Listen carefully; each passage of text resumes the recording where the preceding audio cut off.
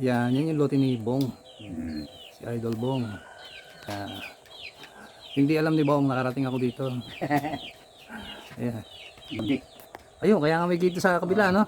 Oo. Ako naglipat niya bakod. Sabi nga niya, hindi yan. Binigyan ako ng 1.5. Over. Ah, Magbabayad na naman ako ito sa inyo. Bakit? Eh, ilang ako ang sagot. hindi. Sagot pa daw ni Iggy ang pagbabayad. Ah, sagot pa yan. Pinakagit mo. Pinaka-gate lang na gano'n, napakasimple lang, hindi pa nagawa, no? Ayan, so anyway, yun yung ano ni Idol Bong. Oh, hindi ko sinasadya, sa Tanay talaga ako papunta, naisipan ko lang sumilip dito. Kasi napalapit ako sa ano eh, sa Kabading, sa Kaysakat. Sabi, biglang sumaglit lang ako dito. Tingnan ko kung kaya pang umakyat dito ng motor. Oo. Ang dali na pala, sementado na. Maganda na, di ba? Galing na. Yun na lang kapraso dyan, lalakarin ko sa college. Ito na lang yung malalim dito. Ewan kung paano gagawin yan. Pero yun na yun eh. Ayun doon nga pinapatag eh. Ang lawak, ang lapad yung inaano. Tapos yung doon sa may palaisdaan, nilagyan na ng ano, yung reprap na. Yun. Di ba? Ayan. So masaya at maaliwalas na ang talambuhay ni Nanay Julia. Dito. Medyo ano lang ngayon, tag-init talaga. Kaya medyo mainit. Sa totoo lang. Grabe. Sa Maynila, grabe din. Dikit, naiiwan ko yung gimbal doon, yung mga tagahawak nito. Yun nga si Idol Prami, magaling gumawa ng kubo. So nandito nilalabas na naman niya yung kanyang talento. Ito nga, ito ginawa lang niya yan. Dinalaw kami ni Coach ngayon. Ayan. Alam mo nagdalaw. Ayan lang ha. Yan lang muna yan.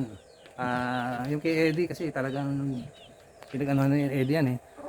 Kaya medyo naayos na, pati bakod niya oh. Wala na makakalusot. Kahit manok yata hindi makakalabas yan eh. Pagka ano. Yan. So dito ano lang Ano nga, sa loob, wala pa kaayusan. wala pa. Bakit? Hindi ko napapantay lupa. Yun lang. Pero hindi, unti-unti lang yan kasi siyempre yun, meron component dun, no? Ano yan, plaka ba yan? May plaka, wala. Wala, pwede kanta Turntable. sa cellphone lang. Okay, yun. Ayos pala. So kahit pa paano, may Libangan din. may libangan doon. Ayan, oh. Pang ano. Nabibidyo okay kami. Video okay ba? Oo. Tapos yung ano mo sa cellphone Cellphone ka lang. na ano. Yun. Ano, may mic ko nandyan. Ayos. Ang manok na video. Siyempre kasama buhay probinsya yan, kaya masaya.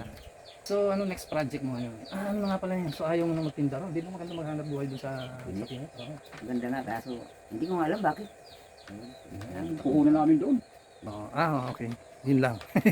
Kailangan babantayan mo eh. Eh, Ganun talaga negosyo. Pagka hindi mo ibilantayan, tirahin ka ng bantay mo eh. Masalakayin ka.